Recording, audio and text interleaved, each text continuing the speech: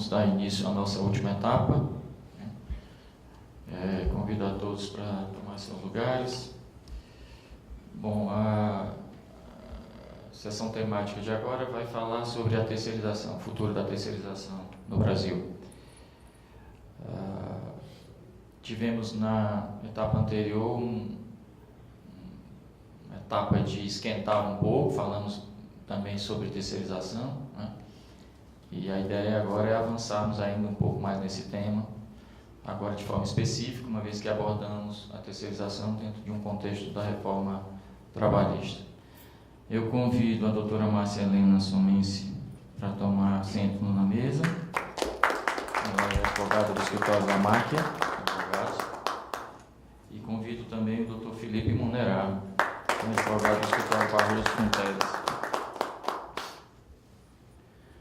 Eu não tenho dúvida alguma que, junto com a reforma trabalhista, esse tema da terceirização é um dos que vai pautar a agenda das empresas durante esse ano e os próximos anos, né?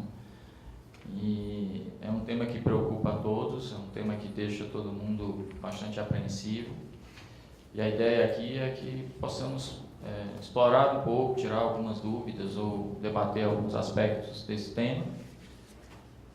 E ao final nós vamos ter espaço para perguntas, como tem sido praxe desde o início da nossa programação. Eu passo a palavra para a doutora Márcia Helena, para que ela possa fazer a exposição dela. Muito obrigada, doutor Paulo.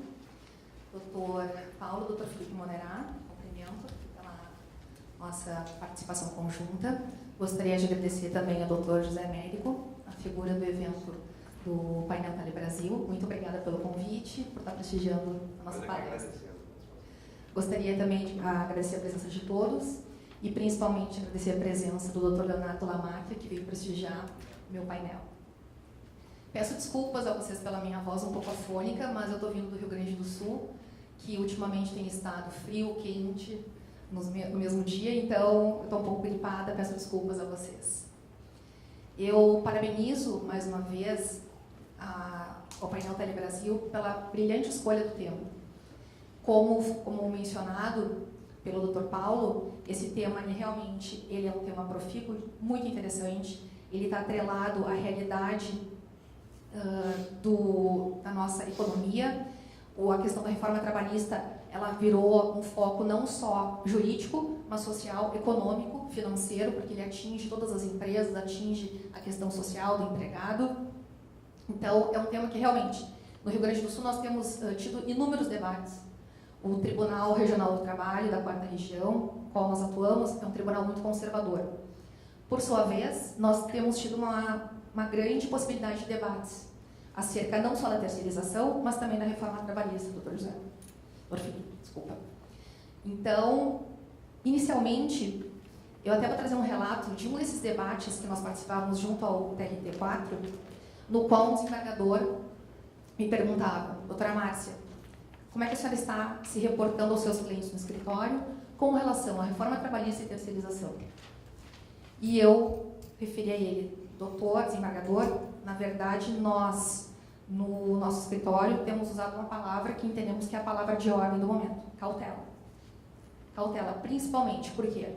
Porque a terceirização, ela foi editada este ano em março, a Lei 13.429, nós tivemos todo aquele processo da reforma trabalhista, que também trouxe um impacto muito grande, que vai entrar em vigor somente em 11 de novembro, mas até então nós temos inúmeras dúvidas. Nós acreditávamos que existia uma segurança jurídica com a lei de terceirização, mas identificamos que a reforma trabalhista acaba engolindo, como falado no painel anterior, acaba engolindo alguns pontos da lei de terceirização. Então, nós temos, nesse cenário atual, muita cautela. Passamos aos nossos clientes que esse momento é de cautela. Nós chamamos, inclusive, para trazer um detalhe, nós chamamos de recall. Nós estamos chamando nossos clientes ao escritório e propondo aos nossos clientes uma análise de contratos de trabalho, fazendo um perfil analítico de cada cliente para identificar possíveis reflexos da reforma trabalhista, da terceirização, e já repassando de forma preventiva com o nosso grupo de estudos acerca da reforma, uma análise do que nós podemos, pelo menos, orientar os nossos clientes. Porque surgem inúmeras dúvidas, por exemplo, com relação à alteração de contrato. Altera o contrato ou não? Deixa o contrato como está? A nova lei, ela passa, a vigência da nova lei, ela altera automaticamente os contratos? Então, são inúmeras dúvidas. Mas, especificamente sobre a terceirização, eu acredito que seja um marco legal, sim. A terceirização, ela pendia de uma uniformização de entendimentos, principalmente no nosso Tribunal Regional do Trabalho. Nós tínhamos entendimento pacificado sobre a terceirização, sobre o trabalho terceirizado, e a súmula 331, ela é muito enxuta. Tá? Ela é muito enxuta. Então, para as empresas, havia uma insegurança jurídica muito grande. E a lei que regulamentou a terceirização, ela vem trazer, sim, acredito que um marco legal nesse ponto, porque nos traz uma segurança jurídica em que pese as reformas já advindas com a reforma trabalhista, mas ela traz, sim, uma segurança jurídica. E nesse tópico especificamente, eu gostaria também de trazer um número, porque eu acho que é bem importante, porque eu acho que a dúvida que causa a todos, operadores de direito, empresários, associações, entidades, é o que fazer agora? E agora? Terceirização foi regulamentada. E agora o que fazemos? Nós entendemos, até porque eu estou representando aqui a FENAINFO, nós entendemos que realmente a terceirização, ela traz muita coisa boa, ela traz vários fatores positivos. Atualmente nós temos 11 mil ações ajuizadas diariamente no Brasil. Esse número realmente é um número exorbitante. Nós não temos mais como frear essa questão. E nós sabemos, quem trabalha, opera, assim, no ramo comercial ou empresarial ou no ramo jurídico, nós sabemos que essa questão da súmula 331, da atividade fim, ela é realmente um problema que nós enfrentamos.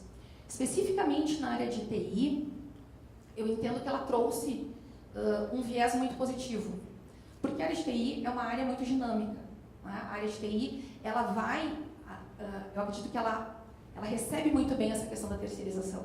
A área de TI, ela é muito dinâmica, nós temos a tecnologia de informação e comunicação com inovações diárias, inovações constantes, e é muito complicado, né, doutor Felipe, para que uma empresa se especialize em todos os ramos de TI.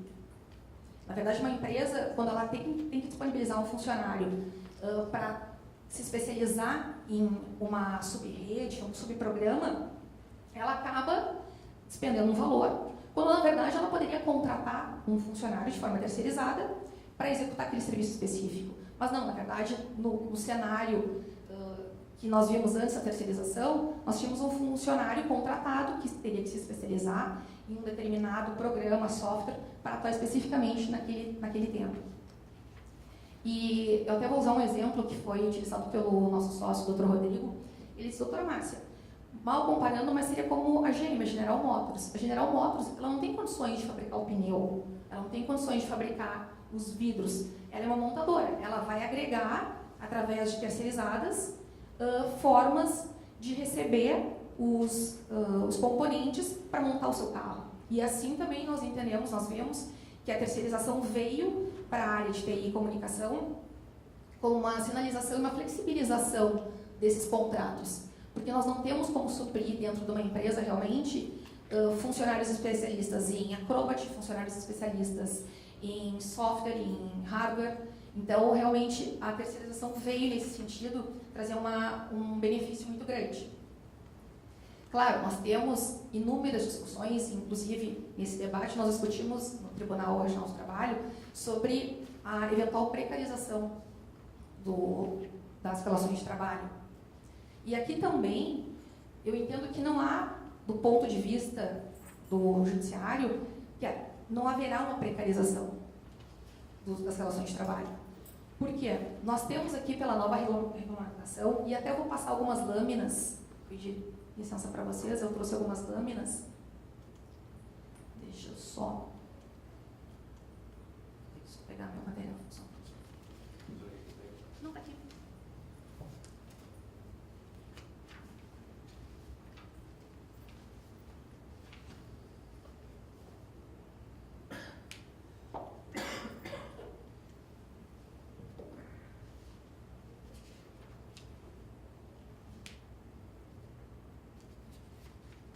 antes até de passar, eu vou relatar, vou trazer um ponto que eu achei bem importante com relação ao que trouxe a nova lei de terceirização, que é o conceito da pessoa jurídica, que é uma questão bem importante e que é o cerne de toda a legislação da terceirização, que fala especificamente que a pessoa jurídica é uma entidade equiparada que celebra o contrato de prestação de serviços. No caso, a contratante pode celebrar contrato de prestação de serviços relacionado a qualquer de suas atividades.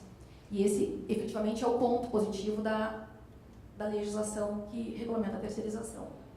E com relação à precarização que eu estava falando, especificamente sobre a preocupação dos contratos de trabalho, no caso, haverá uma responsabilização, sim, da empresa contratante. A empresa contratante, no caso, ela é responsável pela segurança e medicina do trabalho. A empresa contratante, ela é responsável subsidiariamente.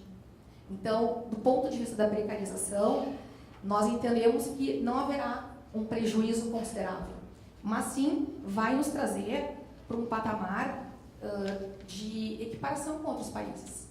Porque o que nós precisamos? Uma empresa de TI, comunicação, o que ela precisa? Ela precisa estar equiparada às demais, até para enfrentar o mercado de trabalho externo, o mercado comercial externo. Alguns números apontados, inclusive pela FENAINFO, que é a entidade que nós representamos, identifica que outros países, como Alemanha, Bélgica, África, já aplicam a terceirização de forma muito regulamentar e muito tranquila, o que nos impõe ao entendimento de que o Brasil está na contramão de um processo que é inevitável, que é necessário e que nos coloca num patamar econômico igualitário para competir comercialmente. Com relação aos requisitos, que eu acho bem importante nós trazermos aqui os requisitos do contrato de prestação de serviços. Ele pende de qualificação das partes, de especificação do serviço prestado, do prazo para a realização do serviço, quando for o caso, e do valor. E nesse caso, é vedado pela nova regulamentação da terceirização a utilização dos trabalhadores em atividades distintas do objeto do contrato. Ou seja, o contrato é firmado com o prestador de serviços e ele tem que se ater àquela atividade para a qual foi contratado. Ele não pode executar atividade diversa. Com relação ainda ao entendimento da reforma trabalhista. Nós temos na reforma trabalhista, que nós chamamos de quarentena, que veio regulamentar e, no caso, evitar a pejotização. Né? Porque qual é o grande receio do judiciário trabalhista, acredito que aqui no TRT 10, seja de igual forma? O receio é que grandes empresas comecem um processo de pejotização com a terceirização, que no caso seriam funcionários que seriam demitidos e que seriam contratados como pessoa jurídica. Para sanar essa questão, nós temos a quarentena, a chamada quarentena. Eu acho que eu trouxe aqui nas lâminas a questão da quarentena. Eu acho que não anterior. Neste? Não consegui enxergar. Aqui. Então, a reforma trabalhista, como eu disse, que vem trazendo um outro viés para a terceirização e mais protetivo, ele impõe a questão da quarentena. A quarentena o que é? São 18 meses, nos quais, a partir do momento da rescisão de contrato, o empregado não pode ser contratado como prestador de serviços. Esse tema, inclusive, ele tem sido muito abordado pelos desembargadores e operadores de direito do Rio Grande do Sul, porque eles já estão identificando um outro viés sobre essa questão, que é a quarentena cruzada. Não sei se o Dr. Felipe já ouviu falar, o Dr. Paulo também já ouviu falar dessa questão da quarentena cruzada, mas é um receio de que duas empresas acabem provocando uma demissão coletiva em massa, que agora é permitida pela reforma trabalhista, e que esses contratos sejam feitos de forma cruzada. Eu e o Dr. Felipe temos duas empresas, na verdade o Dr. Felipe passa a contratar de forma terceirizada os meus funcionários, eu passaria a contratar os funcionários dele de forma terceirizada. Sinceramente, não sei de que forma eles vão conseguir regulamentar isso. porque realmente é uma questão bem complexa, essa questão da quarentena cruzada, mas acredito que vai haver uma fiscalização mais intensa, até porque já existe bastante, de forma muito acirrada no Rio Grande do Sul, mas que essa quarentena vai ser muito fiscalizada pelos órgãos do Ministério Público do Trabalho e do Ministério do Trabalho e Emprego. Mas, de fato, nós não sabemos de que forma vai se operacionalizar ou de que forma eles vão conseguir elidir essa questão. Com relação a isso, eu acho importante também trazer um viés aqui da questão da terceirização, porque o mercado de TI, o mercado de TI e comunicação, é um mercado diferenciado. Nós temos, como regra, a figura do hipossuficiente, né, na Justiça do Trabalho. Aqui no mercado de TI e comunicação, nós temos a figura um pouco diferenciada. Até eu peço desculpas porque eu me refiro muito ao mercado de TI, porque nós atuamos muito no mercado de TI através da FENAINFO. E no mercado de TI, nós temos profissionais que são altamente gabaritados. Então, essa figura do hipossuficiente, que inclusive está sendo abordada pela reforma trabalhista também, né, que são os profissionais graduados, a figura do hipossuficiente, aqui no caso do mercado de TI, seria um pouquinho diferenciada. Então, nós não teríamos o mesmo viés dessa preocupação, desse zelo tamanho pelo judiciário trabalhista de que vai haver uma precarização, porque no momento que eu tenho um profissional que possui um doutorado, que possui um mestrado, eu não tenho um profissional que desconhece seus direitos, que poderia ser lesado ao firmar um contrato de trabalho através de prestação de serviços terceirizados. E mais, uma pesquisa realizada pela FENAINFO já identificou que inúmeros profissionais gostariam sim de prestar um serviço terceirizado. E que, por razões de insegurança jurídica, tá, eles não se colocam, não conseguem se colocar no mercado de trabalho, porque realmente existe uma preocupação do tomador de serviços, existe uma dificuldade do prestador de serviços em inseri-lo no mercado, mas que sim, esse número, inclusive, através de uma pesquisa feita também pela CNI, pela Confederação Nacional da Indústria, identifica que 84% das empresas gostariam de contratar terceirizados. Então, realmente, essa é uma necessidade que nós identificamos. Há uma necessidade no mercado comercial, há uma necessidade de, sim, implementar a questão da terceirização. Esperamos que a terceirização ela consiga evoluir, porque agora com a reforma trabalhista, nós inclusive falávamos, né, doutor José Américo, nós temos a medida provisória, que está para ser editada. A medida provisória, ela era para ser editada em agosto. Depois foi repassado uma data prevista de setembro. Agora nós temos uma previsão de edição da medida provisória em outubro. Então, nós temos realmente alguns receios do que nós podemos ou não trazer aqui, de que vai realmente ser implementado através da reforma trabalhista. Acredito que a terceirização, como necessidade que se impõe, vai permanecer, com algumas arestas. Inclusive, nós falávamos sobre a questão da contribuição sindical, né, doutor José Américo, que nessa medida provisória há notícias de que a contribuição assistencial ela seria de acordo com a empresa contratante e não com a empresa prestadora de serviços. Então, na verdade, nós teríamos uma celeuma. Exatamente. Então, nós teríamos uma celeuma jurídica, né, que o empregado ele seguiria, no caso, né, a contribuição da empresa contratante, e no caso, se o empregado ele trabalha numa prestadora de serviços de telefonia e ele vai prestar serviços num banco, qual seria a contribuição, no caso, a ser aplicada? Qual seria o enquadramento sindical a ser aplicado? Então, se realmente vir essa medida provisória com esse viés, nós temos já aí uma celeuma, doutor. Temos aí já um grande problema. Mas, enfim, acredito que a discussão ela é profícua. Nós aqui estamos discutindo, e em vários debates eu sempre refiro que acredito que a discussão seja hermenêutica, nós temos que trazer um debate profícuo, nós temos que deixar de lado ideologias, se somos advogados de empresas, advogados de reclamantes, a nossa discussão aqui é hermenêutica.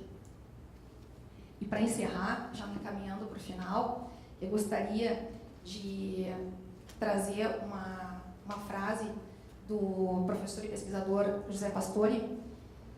Vou fazer aqui, na verdade, releitura do que ele refere com relação à terceirização e reforma trabalhista, quando perguntam para ele, o senhor acha que realmente a reforma trabalhista e a terceirização vão trazer algum efeito positivo? E ele refere, bom, se legislação e produtividade resolvessem o problema de desemprego, nós teríamos o mundo inteiro sem desemprego.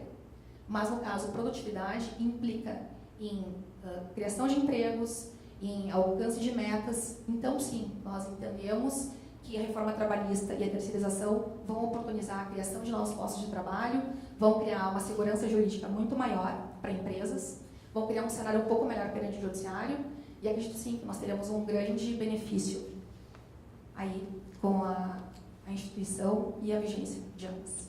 Muito obrigada.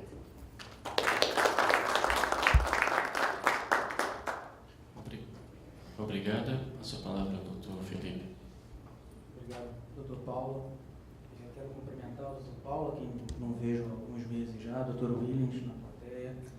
Também participamos tanto ativamente dos debates sobre a terceirização do Supremo, do grupo de trabalho, Dr. José Américo.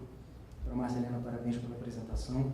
Eu fico até um pouco receoso da minha apresentação, porque você conhece efetivamente os temas e as questões específicas da reforma trabalhista como um todo.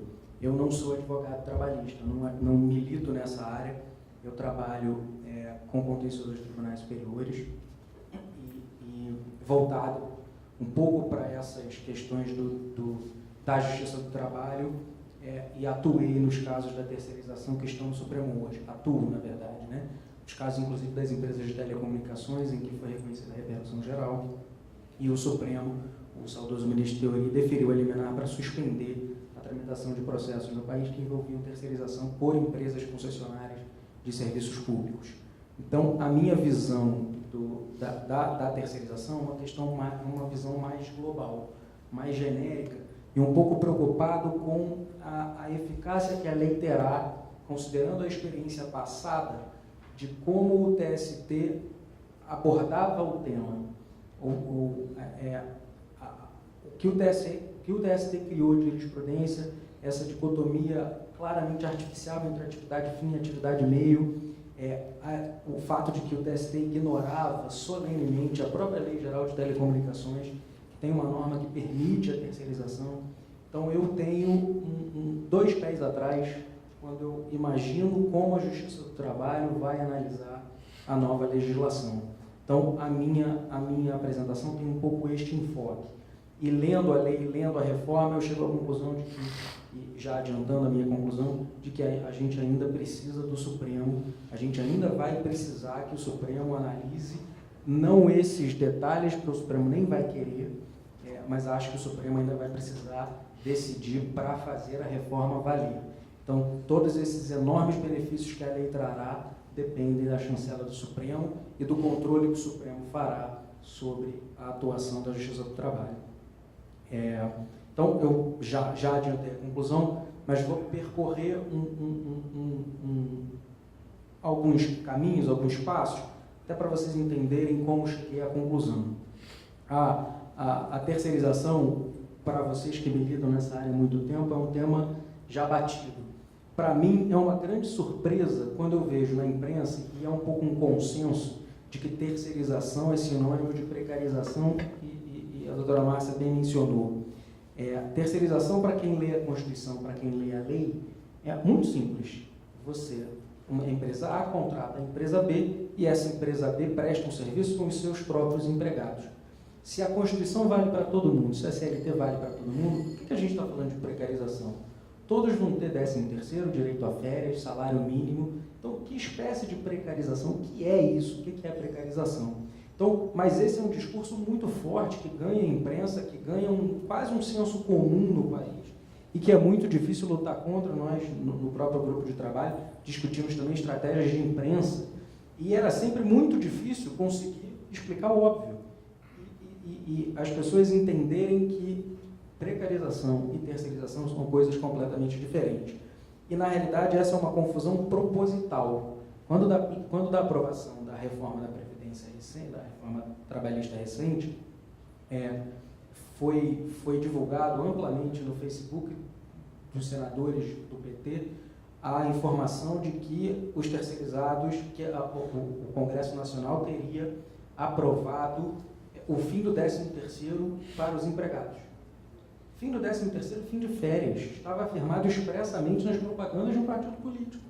Então, isso que causa a desinformação e é contra isso que quem busca o progresso, quem busca a eficiência nas empresas e na produção, é contra isso que nós temos que brigar quase que diariamente. A terceirização é uma forma de organização empresarial. Terceirização é nada mais do que uma expressão muito clara de liberdade econômica, de livre iniciativa, que a Constituição prevê expressamente. Então, em rigor, você não precisava de lei para autorizar a terceirização. Você precisa de lei para proibir. A regra no sistema é a liberdade, sempre foi. O Brasil é um país de liberdade econômica. Então, a lógica é invertida. Então, quando eu comecei a estudar esse tema, para mim era uma coisa difícil até de compreender como se chegou a esse ponto. Porque a lógica só precisa de lei para proibir que eu contrate alguém. Mas lei para permitir que eu contrate alguém, provavelmente só no Brasil isso existe. Enfim, então esse é o panorama. E quando analisamos a jurisprudência da Justiça do Trabalho, vimos a dicotomia entre atividade meio e atividade fim da súmula 331. É uma distinção, como eu já mencionei, absolutamente artificial. E quem define o que é atividade fim e o que é atividade meio? Tem um caso no Supremo, que é o caso, deve ter sido mencionado no painel anterior, que é o caso que está com o ministro Fux, que é a terceirização mais geral. Esse é um caso da Cenibra, em que a discussão é se a Cenibra poderia ou não poderia contratar uma empresa. A Cenibra produz celulose. Se ela poderia ou não poderia contratar uma empresa para plantar árvore. O cara tem que plantar árvore, o cara tem que tirar a árvore, o cara tem que produzir o celulose, tudo sozinho por empregados próprios. O cara tem que bater escanteio e fazer o gol de cabeça. Não faz sentido. E a jurisprudência do TST entendeu que sim, que ele teria que plantar árvore, que ele teria que fazer tudo absolutamente sozinho, porque isso é a atividade fim dele. Já que ele produz celulose, ele precisa plantar árvore. Então, essa visão do TST, ou essa interpretação que se criou, eu não consigo muito compreender, porque não é uma questão só de falta de racionalidade econômica.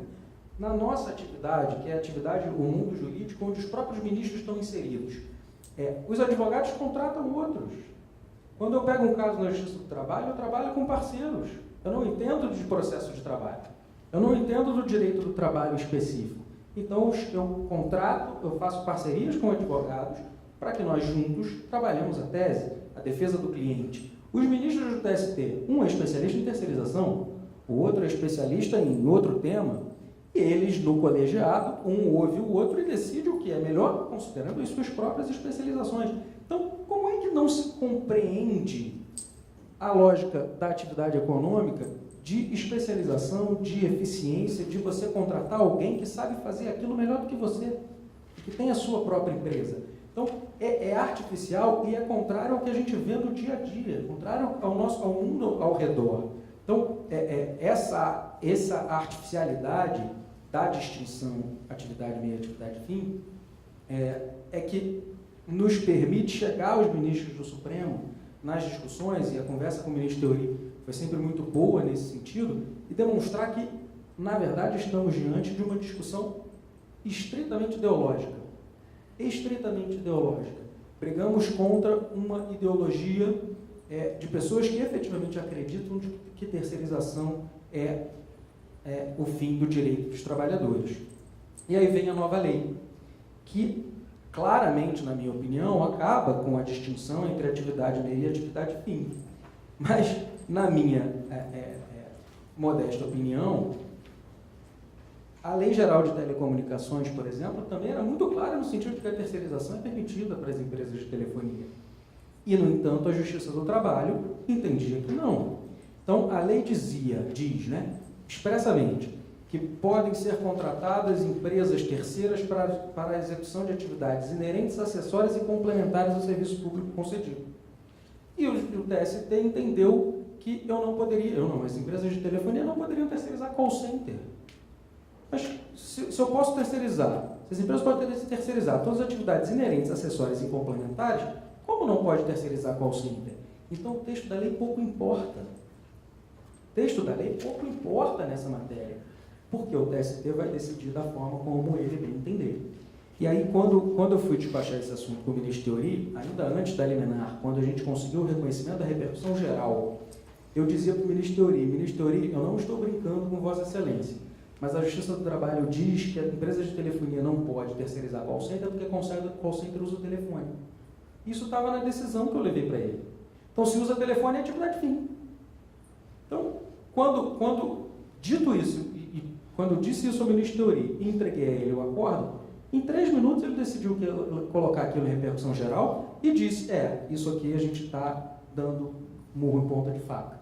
A gente precisa resolver isso de uma vez por todas. Foram as palavras dele. Então, era claro naquela ocasião que a terceirização era permitida para as empresas de telefonia. É claro hoje que a lei permitiu a terceirização também da atividade fim, mas não é claro que a Justiça do Trabalho vai seguir a lei. Como não seguiu antes, pode não seguir agora. Especificamente em relação ao setor de TI, a jurisprudência era muito enfática no sentido de que uma empresa de TI que desenvolve um software não poderia contratar outra empresa que desenvolve software, porque aquela era a atividade fim dela. Isso é a coisa mais normal do mundo no setor, em qualquer empresa. Eu também sou advogado do Google, e o próprio Google contrata empresas para desenvolver algumas ferramentas que ele não sabe, ou que outras empresas desenvolvem melhor. Então, se você desenvolve um software, alguém vai ser mais gabaritado para fazer a sintonia entre 2 sistemas.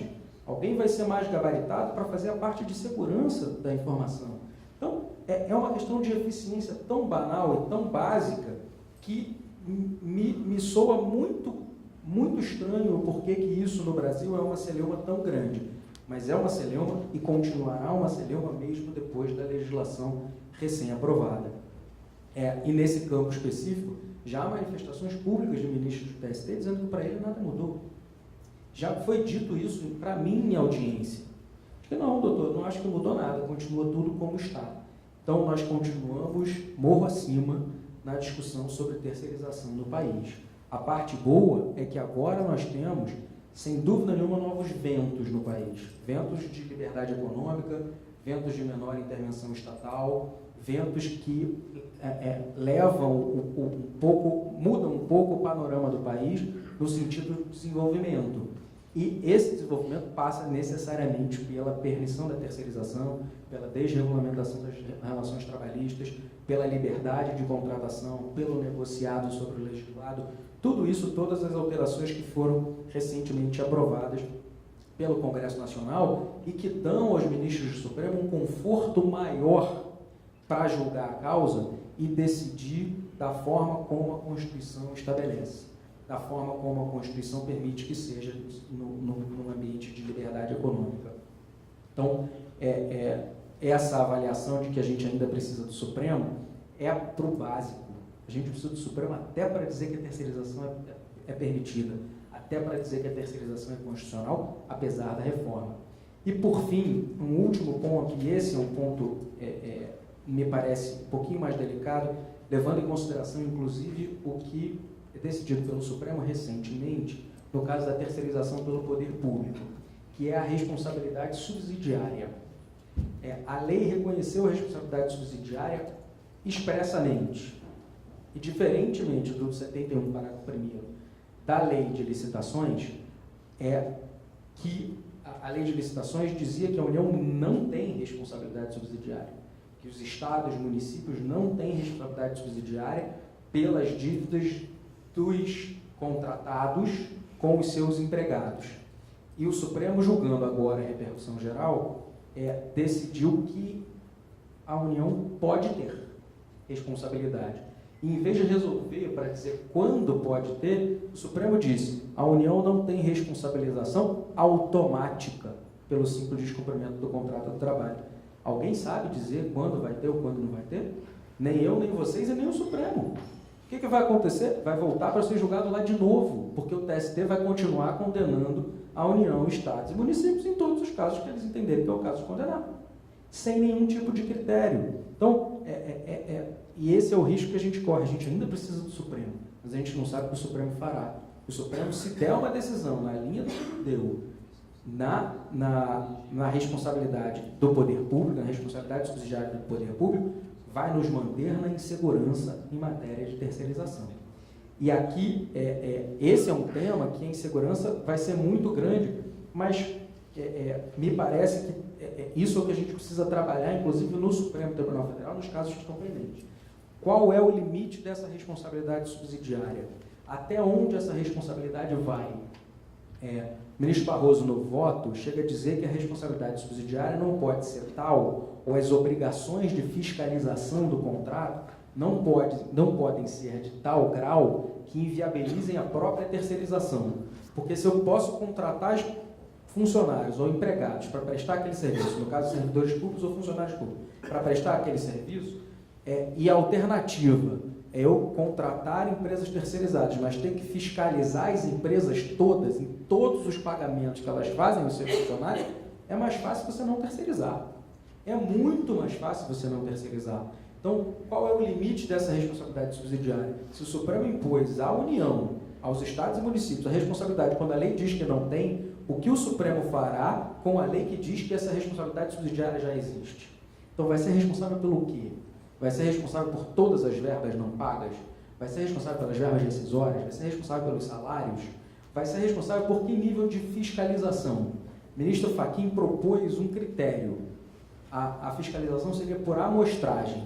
Ele teria que fazer, o poder público teria que fazer a fiscalização de 30% dos seus contratos e de cada contrato de 20% dos pagamentos que são feitos.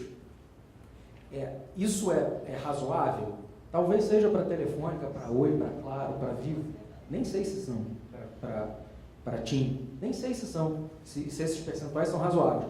Mas é razoável para as pequenas empresas, para as empresas de TI, para as empresas prestadoras de serviços, para as empresas de pequeno porte? Claramente não. Eu, no meu escritório, não seria capaz de fiscalizar. Seria responsável? Então, a responsabilidade subsidiária, se não definidos os limites, ela vira uma responsabilidade solidária e principal. Então, esse é um tema que, penso eu, o Supremo vai ter que se debruçar e as empresas precisam se preocupar desde já em que o Supremo defina os limites. Na linha de, se o Supremo diz que é constitucional a terceirização, o Supremo precisa garantir que a interpretação sobre a responsabilidade subsidiária não torne a terceirização inviável no plano fático.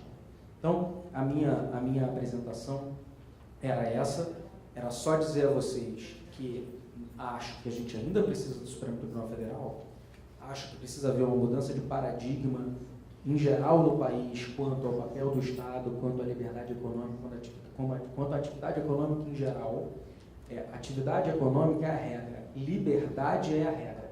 Intervenção estatal é sempre exceção. Então, nós vamos, a partir de agora, e acho que nós precisamos, a partir desses novos ventos de liberdade, de maior facilidade da atividade econômica, discutir os limites do Estado, discutir quando a regulação é necessária, quando a regulação é válida. E nós, lá no BFPM, temos levado ao Supremo algumas questões nessa linha. O Estado pode ou não pode intervir aqui? O Estado pode ou não pode limitar a atividade econômica? O Estado pode proibir terceirização? Evidentemente não pode. Isso é básico, é o coração da atividade econômica. Você decidir como vai exercer, como vai produzir, como vai prestar o seu serviço. Então, talvez a terceirização seja um primeiro passo para um caminho muito maior, para um caminho muito mais longo de redefinição da iniciativa privada no país, de redefinição das relações entre iniciativa privada e Estado e poder regulador no Brasil de hoje. Muito obrigado a todos. Então vamos abrir um espaço agora para pergunta, por favor. Talvez não precise de microfone, não. Como é que fica o em andamento, os para trás, como é que fica os que estão em juízo, as causas que estão em andamento sobre terceirização? Acho que essa pergunta é bem pertinente. Inclusive, eu tenho uma notícia aqui do TST, que é de agosto, há uma decisão do Tribunal Superior do Trabalho em agosto, num processo da Contax, que é uma profissional de telemarketing, e que ela foi contratada e o contrato foi extinto na égide da lei antiga. Então, a Contax entendia que não haveria já, porque a lei está em vigor a contar de março, né, de 2017, que não haveria mais, então, poderia haver a figura da contratação pela atividade fim. E aqui o TST se manifestou e referiu que não. Na verdade, contratos anteriores e extintos, e ainda na vigência da legislação anterior, realmente eles não são aplicados à nova legislação de terceirização. Houve até embargos de declaração nesse processo da Contax, e o tribunal reafirmou que realmente não, que não nesses contratos anteriores à legislação nova não haveria aplicação da terceirização. Vai ser condenado.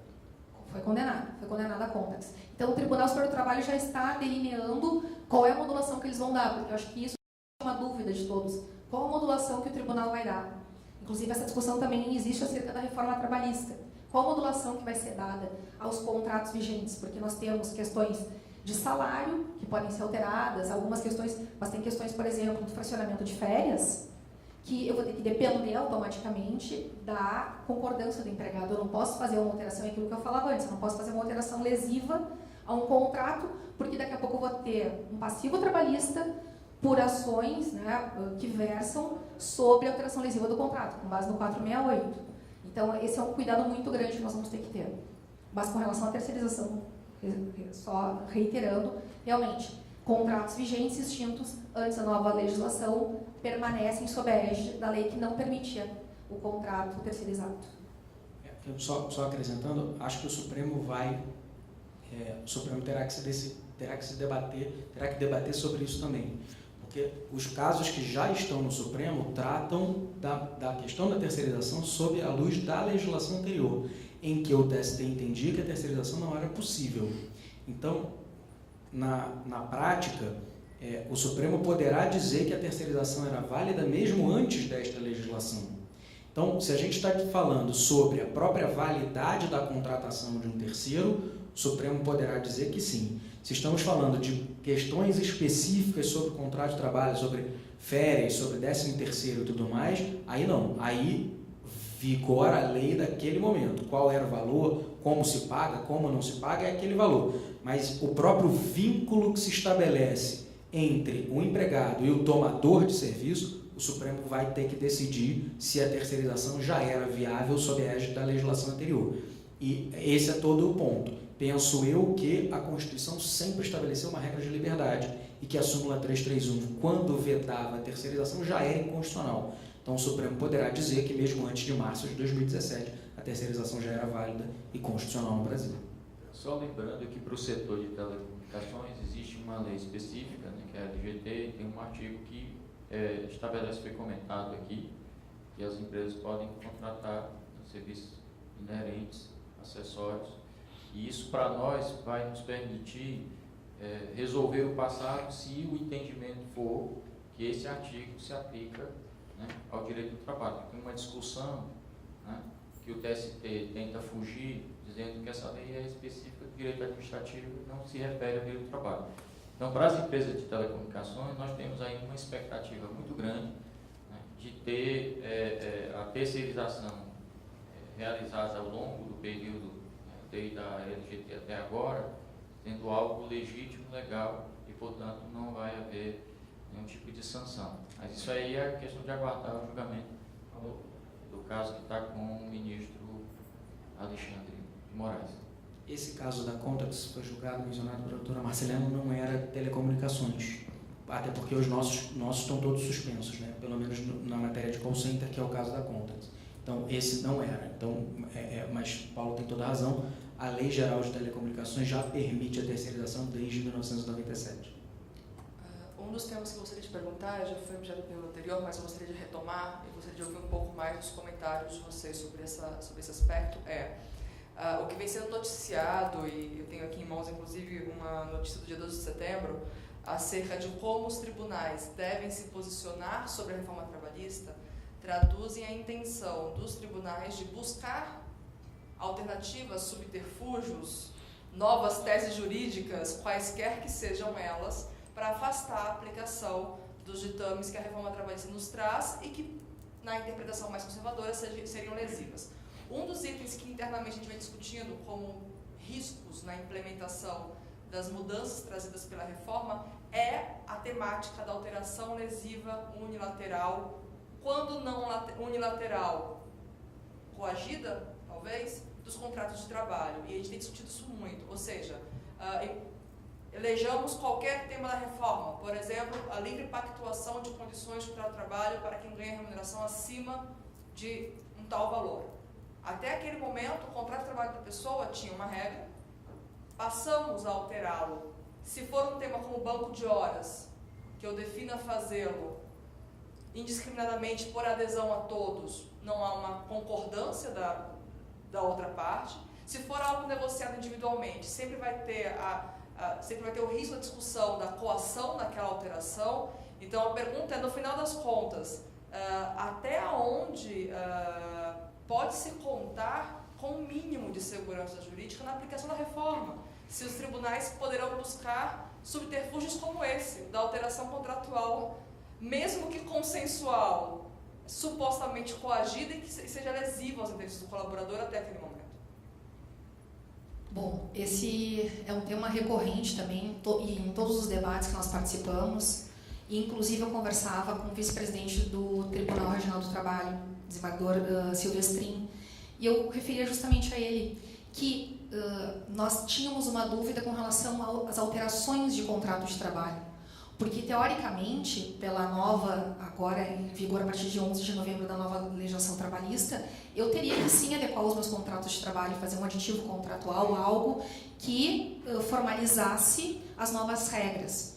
E expus a ele meu receio de repassar isso para os clientes e de ter realmente um contrato de trabalho na vitrine do Judiciário Trabalhista, dizendo, olha, essa empresa, porque uma empresa com 2, 3 funcionários é uma situação. Agora, quando eu tenho uma empresa que possui 500 mil funcionários, nós temos realmente uma preocupação. Então, de que forma nós estamos orientando os nossos clientes no escritório? Aquelas questões, por exemplo, como banco de horas, como trazido, nós entendemos o seguinte, bom, banco de horas agora, eu posso fazer banco de horas de forma individual de 6 em 6 meses, renovável, né, de forma indistinta. Então, nessas questões, por exemplo, eu vou operacionalizar o banco de horas porque está sob a égide da nova legislação, eu não tenho que fazer nenhuma alteração considerável no contrato. Férias, por exemplo, eu vou repassar ao funcionário a possibilidade do fracionamento de férias no momento de fruição. Também vejo que não há nenhum problema. O problema eu vejo realmente nos contratos que nós tenhamos que alterar jornada de trabalho, remuneração. Isso sim, eu acho que nós estamos realmente numa celeuma jurídica que nós podemos, e não o fazendo, nós podemos ter a questão judicializada e fazendo também podemos ter a questão judicializada. Isso vai, na verdade, isso vai se resolver, acredito que com a modulação que os tribunais vão nos trazer com relação às alterações. Mas, via de regra, eu não estou sugerindo aos nossos clientes, nós não estamos sugerindo que se façam muitas alterações aos contratos, porque temos um receio, sim, de que... E entendemos também que no momento de se fazer prova, nós vamos ter um probatório testemunhal, documental, e não necessariamente através de um contrato que possa ser considerado lesivo. Acho que essa sua pergunta é muito interessante, mas, na verdade, no direito, tudo é um pouco assim. Qualquer nova legislação gera dúvida sobre interpretação. Quando a gente mudou o Código de Processo Civil, o Código de Processo Civil é de 2015. Ninguém sabe muito bem ainda qual é o processo civil brasileiro, e já são 2 anos. É porque o Código de Processo Civil é um instrumento de trabalho só do advogado, vocês não ficam preocupados com isso, mas tudo no direito é um pouco assim, e no final das contas quem vai decidir ao longo do tempo é o Poder Judiciário. É que o nosso receio no direito do trabalho é um pouquinho maior por conta dessa visão ideológica da justiça do trabalho, que potencializa esses problemas. No direito a gente chama isso de interpretação retrospectiva. Vem uma nova lei que muda completamente a lei anterior e o judiciário continua interpretando da forma como era da lei anterior, porque é uma tendência conservadora mesmo que o judiciário tem contra mudanças legislativas, ainda mais mudanças legislativas dessa magnitude, né, na legislação do trabalho. Então, na prática, a única coisa que a gente tem que esperar é como o judiciário decidirá essas questões no longo prazo. Eu não queria estar na pele da doutora Marcelene, nenhum advogado trabalha hoje que precisa orientar as empresas no dia a dia, porque vai ser um trabalho árduo e longo. Imagina.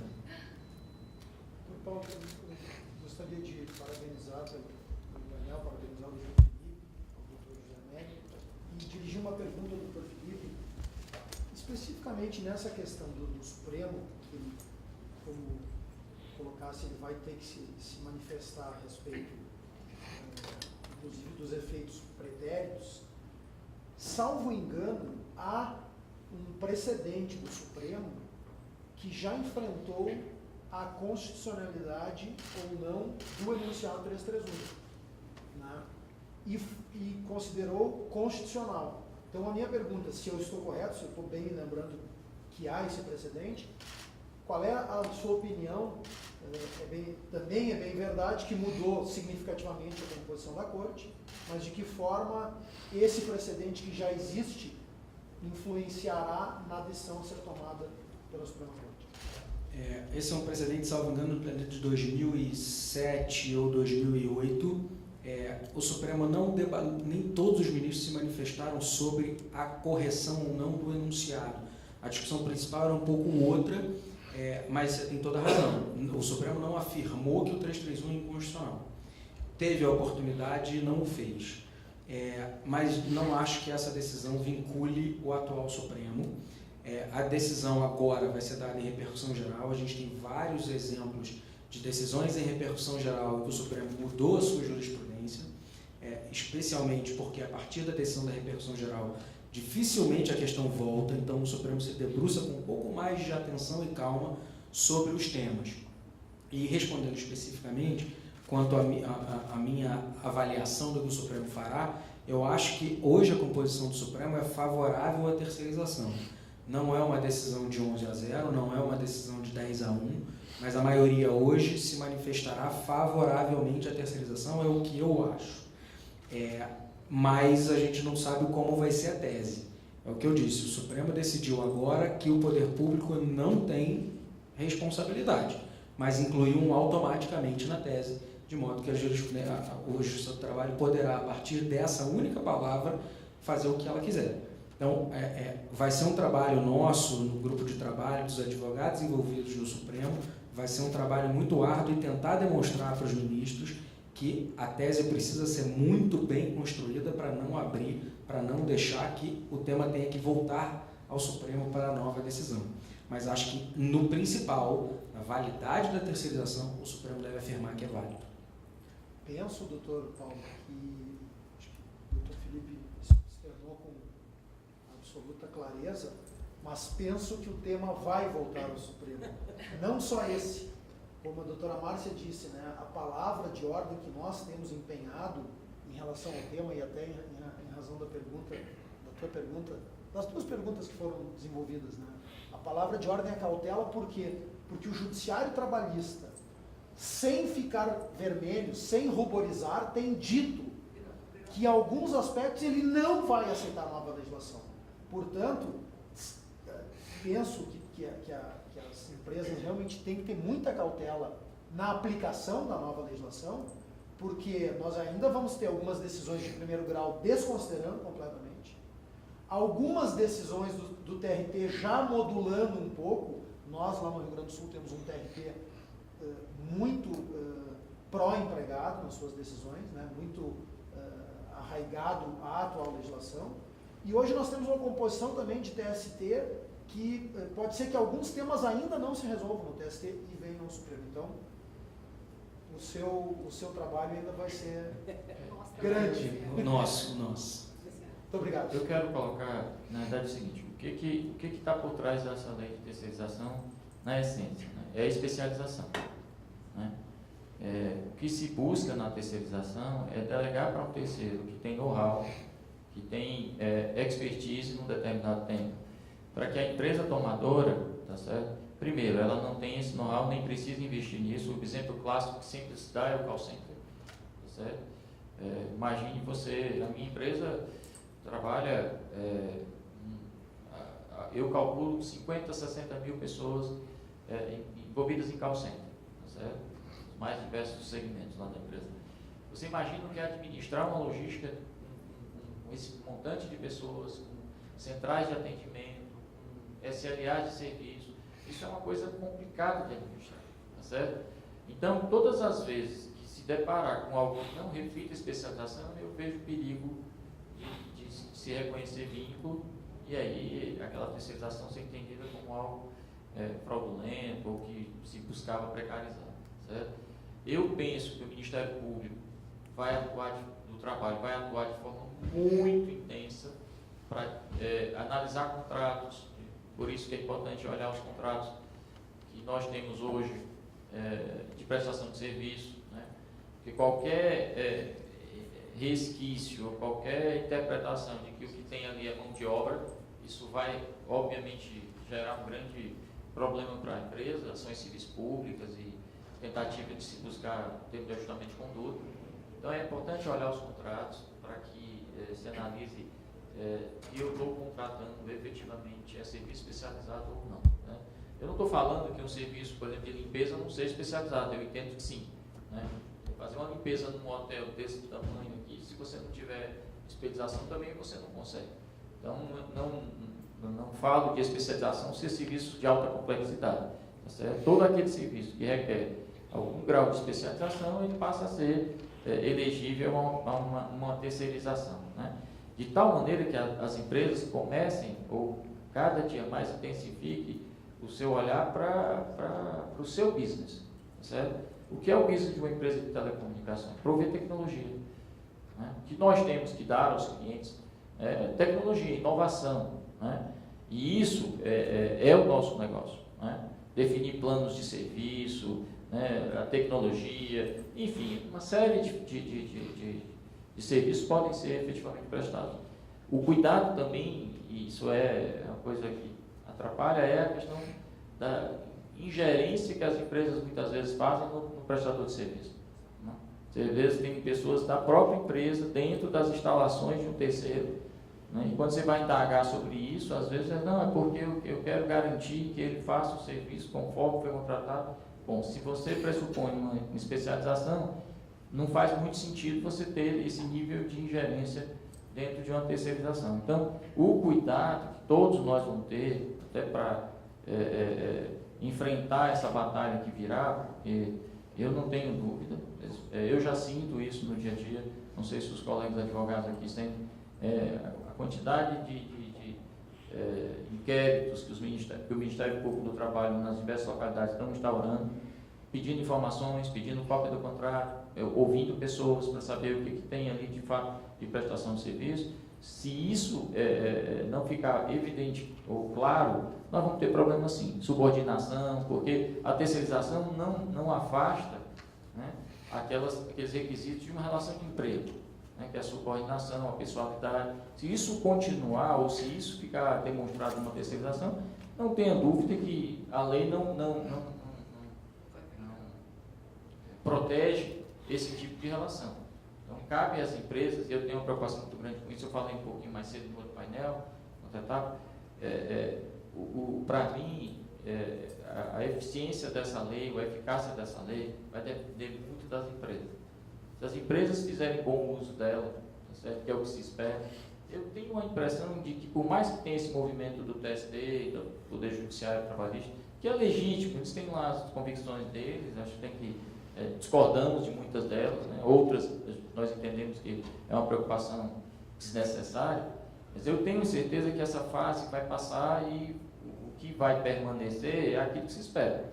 É uma relação com empresas especializadas, que a gente possa ter um pool de prestadores de serviço dentro da nossa organização, que possa permitir que a gente se dedique ao que é o nosso negócio, né? Como é o escritório de advocacia, né? Como é uma série de outras empresas que tem por aí.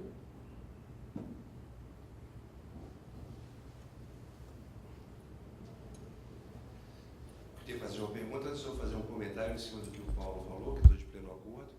Até se você olha o histórico a própria legislação da terceirização, a gente fala de lei de terceirização, mas a lei de terceirização, a rigor, ela é uma emenda dentro da lei de contrato temporário. Então, ali, você vê o seguinte, quando colocou as duas questões dentro da mesma lei, o que é permitido em termos de fornecimento de mão de obra? Fornecimento de mão de obra é permitido desde que siga o contrato temporário dentro daquelas regras, tem prazos, e você ali, contratado, você pode realmente subordinar, tem alguns critérios de remuneração, mas a norma que rege o contrato de trabalho que rege o contrato de terceirizado, ela fala o tempo inteiro de especialização. Especialização de serviço. Ela está plasmada em toda a norma de terceirização e especialização de serviço. Então, essa questão que a senhora falou de quarentena cruzada, pode até acontecer, mas o artigo 9º da CLT continua em vigor. Então, um fornecimento de mão de obra com base em contratos de terceirização de fachada, provavelmente encontraria imóveis ali. E é bom que se faça esse alerta para que a gente não jogue o Instituto da Terceirização em ameaça com esse tipo de prática. E agora entrando na pergunta, na sessão anterior, nós estávamos debatendo sobre a aplicabilidade da lei nos contratos de terceirização vigentes, que foram celebrados antes da lei, mas que ainda estão vigindo após a lei. E a avaliação de alguns juristas que falaram antes era, ainda para esses contratos que foram celebrados antes da lei, vale a regra anterior à lei. Aí entra em duas questões. Bom, qual é a regra anterior à lei? O Supremo vai dizer qual é a regra anterior à lei. O Supremo vai dizer, a regra é o da livre iniciativa, então já valia. A fala do Supremo é fundamental. Mas com uma salvaguarda, e aí a pergunta que eu queria deixar para os três com uma forma de precaução, seria interessante fazer um aditivo nesses contratos com o terceiro, para dizer que esse contrato está agora submetido às regras da nova lei, até porque na lei nova de terceirização, lá no artigo 19, fala que os contratos de terceirização vigentes poderão se adaptar a ela. Não coloca como uma coisa determinada, específica. Então, se isso é uma recomendação, que vocês também gostaria de ouvir a palavra de vocês, embora nós, do setor de telecomunicação, entendamos que essa recomendação não se aplica exatamente no setor, porque a lei já autorizava desde antes a terceirização no setor de telecomunicação. Novamente, nós esbarramos na questão da segurança jurídica, que nós esperávamos que houvesse com a regulamentação da terceirização e da reforma trabalhista. Mas, realmente, como o doutor falou, já havia uma previsão, então acredito que a questão esteja mais pendente da modulação e da manifestação que o Supremo vai dar acerca da validade ou não da terceirização, mas eu tenho receio com relação aos aditivos contratuais. Por quê? Teoricamente, se nós temos uma empresa que está atuando com atividade fim, ou seja, com contratação de pessoas na atividade fim, ela, teoricamente, estaria sob a égide da nova legislação. Então, a questão do aditivo contratual, eu tenho um pouco de receio, sim, com relação a um prejuízo futuro, a uma judicialização grande, um volume muito grande de demandas trabalhistas, eu não faria o aditivo contratual. Não aconselho. Mas, reitero, novamente, acredito que essa questão vai realmente se sanar com a manifestação do Supremo. Antes disso, eu não adotaria nenhuma providência nesse sentido. Só vou fazer uma pergunta, doutora Marcelina. Estamos falando do contrato da tomadora com a prestadora ou da prestadora com o empregado? Não, no caso, eu acho que a pergunta foi... Tomadora, prestadora. Tomadora, prestadora. Desculpa, aí eu acho que o risco é menor.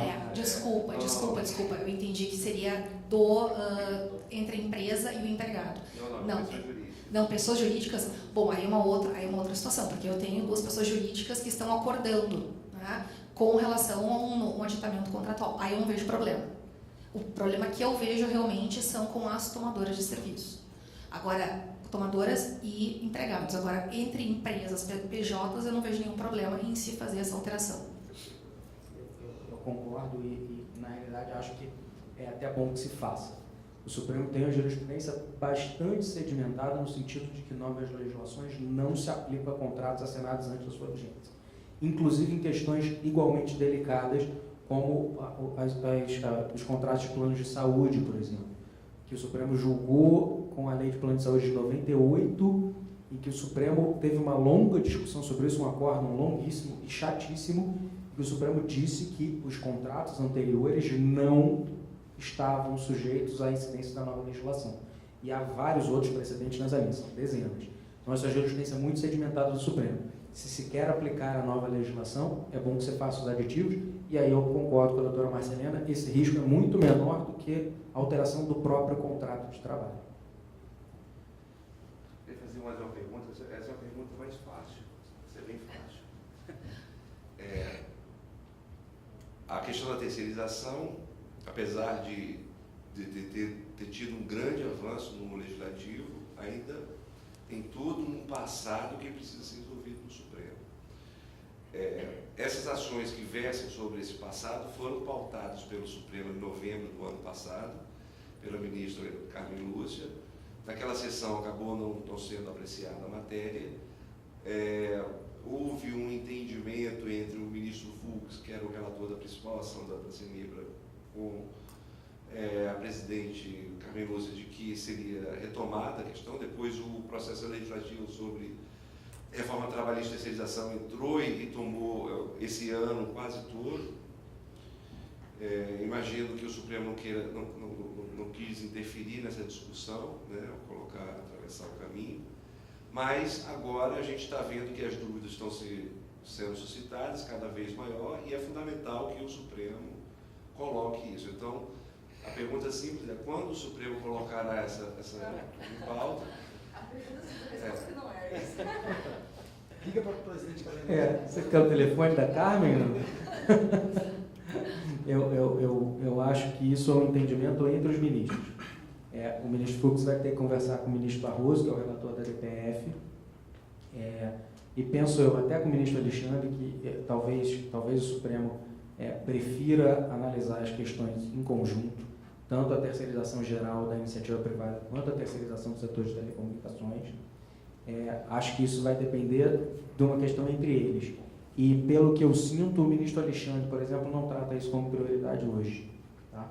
Então, eu não tenho aí uma previsão muito próxima de julgamento dessa matéria. Acho que isso vai ter que ser trabalhado se essa for a intenção das empresas, do setor como um todo. Eu acho que a gente vai ter que trabalhar nesse sentido para, pelo menos, começar esse debate, porque não vai partir deles internamente. O Supremo, eu acho que não vai ter a iniciativa de pautar isso.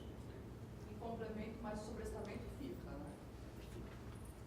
né? O problema é que o sobrestamento ele só está sendo aplicado para call center. Então, para nós, é um transtorno esse assunto continuar suspenso, né, sem uma definição. Porque, para nós, tão importante quanto resolver o futuro é o passado. Porque tem uns milhares de ações aí na Justiça do Trabalho que, de fato, precisam de uma solução. Né? Era legal ou não era legal a terceirização? E olhando para o nosso setor, porque, como eu falei, tem uma lei específica, que é um absurdo. Né? A lei é tão clara que qualquer pessoa precisa ter formação jurídica para fazer a leitura. O que a gente percebe é que, em função desse sobrestamento, pelo menos foi o que aconteceu na nossa empresa, os advogados patrocinam essas ações, eles migraram de pedido de vínculo, de ilicitude, passaram para pedir a subsidiariedade e a solidariedade, porque senão ele não recebia nunca. Né? Então, aquela enxurrada de ação que nós tínhamos no começo, pedindo vínculo, dizendo que as atividades de call center eram ilícitas, de terceirização ilícita, pelo menos na nossa empresa, não sei das empresas de vocês, mas para nós tem uma diminuída assim drástica. Porque o advogado é pragmático, né? Ele quer receber o dinheiro, então assim, não sabe se é de um jeito ou do outro, eu quero receber. Para nós já foi um efeito bom, porque acabou, como eu falei, reduziu o número de ações, e essas ações de vinho são caríssimas, né? Quem conhece bem sabe que uma ação quando reconhece o vinho é algo assim estratosférico. Sem falar que uma alimentava a outra, né? Porque o cara ganhava e vinha outra, e aí virava um inferno. Então, para nós, é importantíssimo, Felipe, termos uma posição do Supremo para que esse assunto se resolva, para dar um pouco de paz. Tem empresas aqui que tem ação civil pública, né? Discutindo a ilicitude da terceirização. Qual é a sua empresa? Tim. A TIM. Só antes da sua resposta, um complemento da minha colocação, agora de forma mais estruturada, eu particularmente tenho uma preocupação. Vamos imaginar um cenário em que, ainda no fervor das discussões o texto atualmente vigente, vai entrar em vigor, na verdade, pega ou não pega na justiça, né? Cola ou não cola, a lei está valendo, mas não está colando, né? Se no calor dessa discussão uma queda de sobrestamento não gera justamente o efeito da aplicação do controle difuso. Eu tenho essa dúvida. Imagine o cenário número 1, em que amanhã o STF chame pauta, resolva o tema, julgue, ok.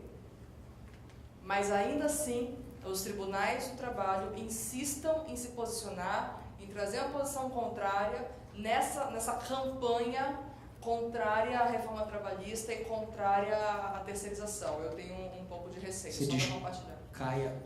A sua hipótese é cair o sobrestamento pelo julgamento de mérito do Supremo? Sim. Tá. Sobre isso eu acho que até temos uma pauta nova para o nosso grupo. Eu acho que talvez a gente possa pedir ou trabalhar para o Supremo pautar logo isso e também pedir, considerando a preocupação do Paulo, talvez uma abrangência maior da liminar que foi dada. Eu, na realidade, advogo, no caso, para a ABT, para a Associação Brasileira de Teleserviços. Então, eu sou advogado das empresas de call center, no caso, no RE. Então, o pedido que nós fizemos lá foi de suspensão dos casos de call center. Mas, posteriormente a isso, o ministro Teori deu uma decisão em reclamação, suspendendo um processo em matéria de energia elétrica, dizendo que a terceirização no setor de energia elétrica, e lá era manutenção de rede, seria julgada pelo Supremo no nosso RE. O próprio ministro Teori. Então, ele já deu uma extensão, já abrangeu mais, já deu uma maior abertura ao objeto do RE. Posteriormente, o ministro Toffoli fez parecido, e recentemente, num caso meu, uma ação civil pública da Telefônica, que na realidade já tinha inclusive transitado em julgado, já estava em execução para proibir a Telefônica de terceirizar praticamente qualquer serviço, o ministro Toffoli me deu uma liminar também para suspender a execução. Sobrestou a execução, aguardando o julgamento do RE. Então, os ministros do Supremo não estão limitando. Nós conversamos na época sobre isso, tivemos lá no Supremo, pouco depois da liminar, e o nosso objetivo eram aqueles outros 2 recursos extraordinários, não sei se vocês estão lembrados, que estão com o ministro Gilmar. E aí, conversando com o Luciano Fluch, o chefe de gabinete dele, hoje, na realidade, secretário-geral do TSE, o Luciano dizia, não, os ministros conversaram e querem julgar tudo no RE de vocês, no RE que está com o ministro Teori. Se isso é processualmente possível ou não, eu tenho minhas dúvidas, mas o Supremo faz o que ele quiser. E os ministros têm dado decisão monocrática nessa linha. Talvez a gente possa ir ao ministro Alexandre, pedir o julgamento rápido, explicar a ele a situação, ou, por eventualidade, a extensão da liminar. É uma estratégia que a gente pode debater no nosso grupo de trabalho. Acho que o Flávio, o Cláudio não está, né? Mas o Flávio e o ministro Veloso vão concordar, enfim. Acho que é uma estratégia que a gente pode debater sobre a conveniência ou não dela. Eu acho que a gente não tem muito a perder, porque os outros não estão sobrestados. Se ele entender que não é o caso, o que a gente perde? Enfim, é um caso a se pensar. Acho que a gente pode ouvir todo mundo e, se for o caso, fazer esse pedido. Mas, complementando a pergunta, no caso do sobrestamento isso, mas caso seja julgado em definitivo, aí os tribunais trabalhistas teriam que se submeter porque tem repercussão geral. Porque se não se submeter, pode... Mas eu acho que o ponto é o seguinte, o objeto é só a súmula 10. Então o Supremo pode dizer... No fluxo não. Se julgar tudo, ok. Se julgar só o nosso, O Supremo vai dizer, você não pode não aplicar sem declarar inconstitucional. Então, acho que a preocupação é essa. E depois, no dia seguinte, todo mundo começa a declarar constitucional. O ponto nesse caso, é um RE já com repercussão geral garantida, presumida pelos termos da lei, e esse é um caso que, muito provavelmente, uma liminar do Supremo não seria tão complicada. Mas eu imagino o drama interno das empresas se isso efetivamente acontecer. Mas talvez a gente consiga, inclusive, o julgamento conjunto, talvez seja melhor por isso, para evitar essa consequência. Então, quando eu falo do julgamento conjunto, eu imagino para evitar essa consequência mesmo, e aí isso não aconteceria, e mesmo que julgue só o nosso, talvez a gente possa, nessa abertura do objeto, dizer para o Supremo que não faz sentido julgar primeiro parcialmente isso, para depois ter que julgar o mérito. Julgue tudo de uma vez, até porque isso é o objeto do recurso. O ministro Teori não conheceu quando levou para a repercussão geral, entendeu que a questão não estava bem posta do ponto de vista constitucional, e eu concordo com ele, mas o Supremo já superou em outros casos dificuldades de cabimento, no sentido de apreciar a matéria de uma vez. Eu não vejo problema do Supremo fazer novamente, se for o caso. Não com relação aos tribunais superiores, que é a especialidade do doutor Felipe, que pode nos trazer mais clareza, mas com relação a essa preocupação da insegurança, com relação à reforma trabalhista. Eu participava de uma reunião das IUGES, que são incidentes de uniformização de jurisprudência no TRT4, e os embargadores conversavam e discutiam sobre a questão da reforma trabalhista, da aplicabilidade da reforma trabalhista. E foi levantado por um desembargador, eu acho de forma muito oportuna, que nós temos uma ideia de que a partir de 11 de novembro nós vamos ter uma regulamentação. E, na verdade, não vai ser a partir de 11 de novembro, porque, na verdade, nós vamos ter que aguardar a modulação que os tribunais vão trazer acerca da reforma. Já a partir de 11 de novembro, teoricamente, nós temos a vigência da nova lei trabalhista. Mas a repercussão e o entendimento dos tribunais, nós vamos ter 6, um ano e meio após esse 11 de novembro. Então, realmente, é um campo fértil para nós debatermos, porque realmente há muita insegurança ainda. Bom, se não temos mais perguntas, vamos encerrar o nosso painel. Quero agradecer a todos pela presença, pelas perguntas, ao doutor Felipe, à doutora Márcia, ao Jamé pelo convite que me fez de estar aqui hoje nessa mesa. E esse é um assunto que vai pautar a nossa vida aí pelos próximos 3, 4 anos, né? Ou seja, não faltará trabalho, não faltará emprego para os RHs e para os advogados trabalhistas e também os de tribunal superior. Muito obrigado pela presença de todos, um abraço.